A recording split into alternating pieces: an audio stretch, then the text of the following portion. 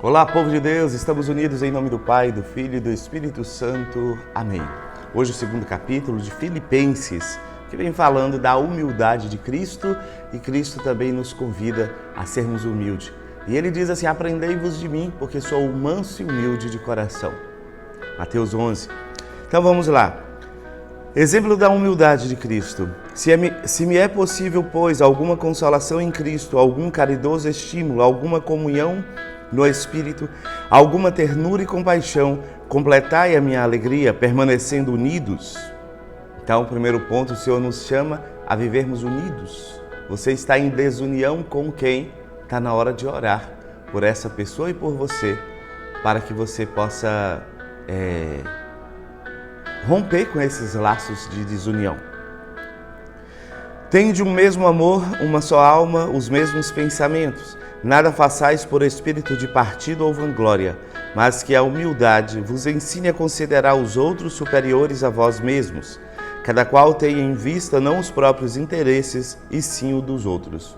O Senhor também aqui nos ensina a humildade, que tantas vezes nós não conseguimos viver, só falamos dela, falamos que somos humildes, mas na hora de viver a humildade dentro de casa, a hora de pedir perdão para o outro, as pessoas querem se esconder atrás de mas quem tem razão sou eu.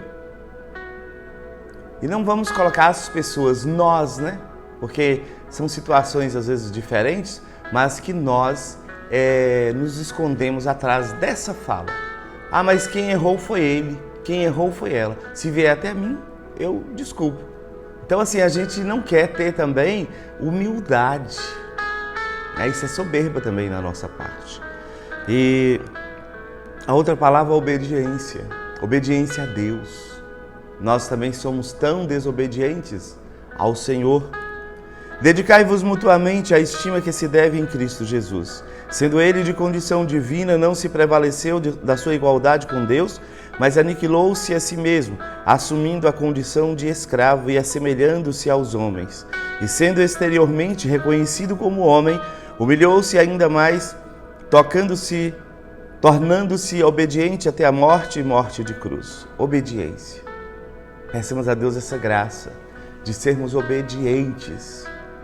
Quantas situações acontecem na igreja por falta de obediência dos servos. Por isso, Deus o exaltou soberanamente e lhe outorgou o nome que está acima de todos os nomes, para que ao nome de Jesus se dobre todo o joelho no céu, na terra e nos infernos, e toda língua confesse para a glória de Deus Pai que Jesus Cristo é Senhor. Então, ao nome de Jesus, e nós invocamos o nome de Jesus tantas vezes, quando nós dizemos Jesus, às vezes a gente está adorando o Senhor no momento de oração, e nós dizemos Jesus, Jesus, Jesus, Jesus, proclamando o senhorio de Jesus, proclamando que Jesus é o Senhor, proclamando o poder do nome dele. Mas todo esse poder, Jesus passa primeiro pela cruz, ele passa pelo sofrimento, ele passa pela humildade, ele passa pelo esvaziamento de si mesmo, mesmo sendo Deus, esvazia-se de si mesmo e vive a obediência de forma total, vive a humildade.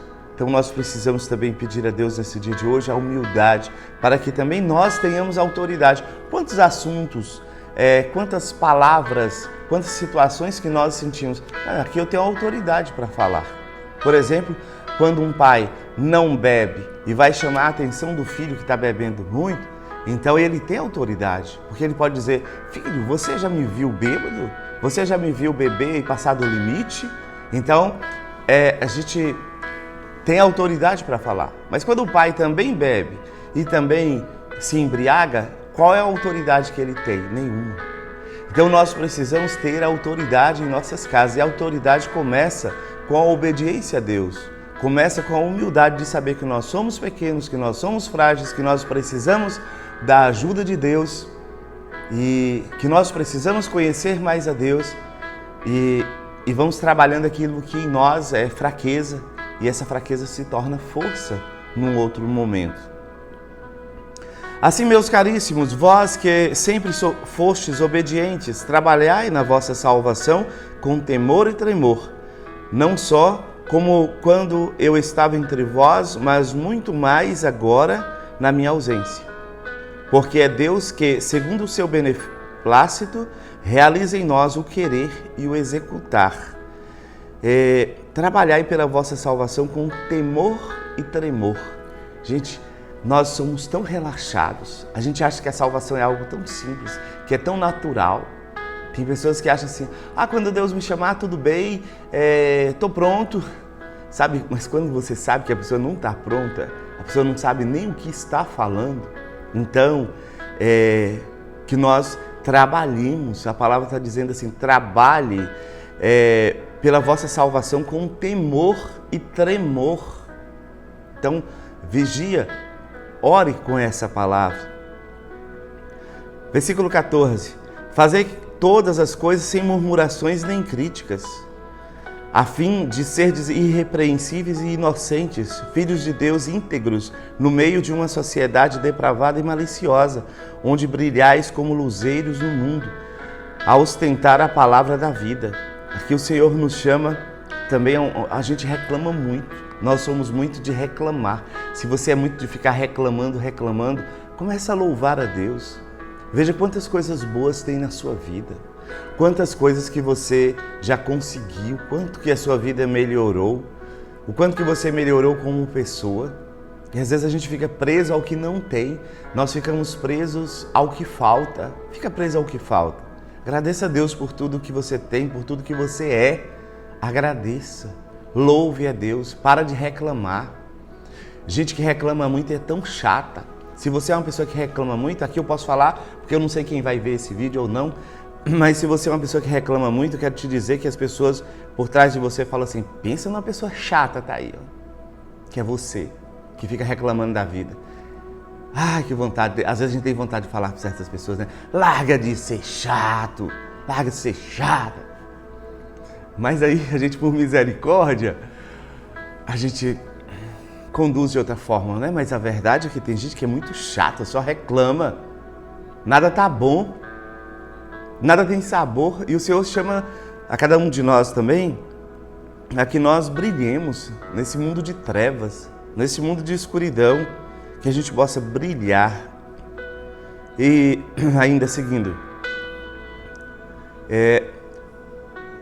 a ostentar a palavra da vida. Dessa forma, no dia de Cristo, sentirei a alegria em não ter corrido em vão, e não ter trabalhado em vão.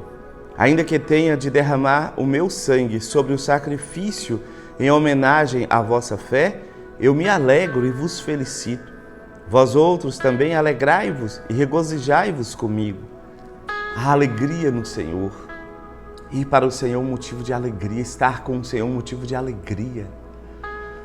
Se nós estamos no Senhor e não estamos felizes, tem algo errado aí. Tem algo errado na sua vida que você precisa arrumar. Às vezes nós sabemos, nós lutamos já contra isso. Às vezes nós não sabemos e precisamos perguntar ao Senhor. É para isso que nós oramos, porque orar é entrar na presença de Deus. Orar é falar com Deus. E falando com Deus, nós colocamos a nossa vida diante do Senhor. Colocamos as nossas inquietações, as nossas tristezas, aquelas coisas que nos advêm, e pedindo a ajuda sempre do Senhor. Porque o Senhor nos fez para sermos felizes. E aí, continuando a leitura, vai dizer para nós as recomendações de Timóteo. Espero no Senhor Jesus enviar-vos dentre em breve Timóteo, para que me traga notícias vossas e eu me sinta reconfortado, pois não há ninguém como ele, tão unido comigo em sentimento, que com tão sincera afeição se interesse por vós. Todos os demais buscam os próprios interesses e não os de Jesus Cristo.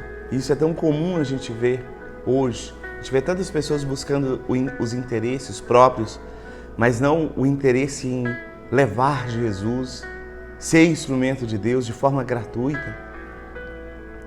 Quanto a ele, conheceis a sua inabalável fidelidade, tal como um filho ao Pai, ele se dedica comigo a serviço do Evangelho.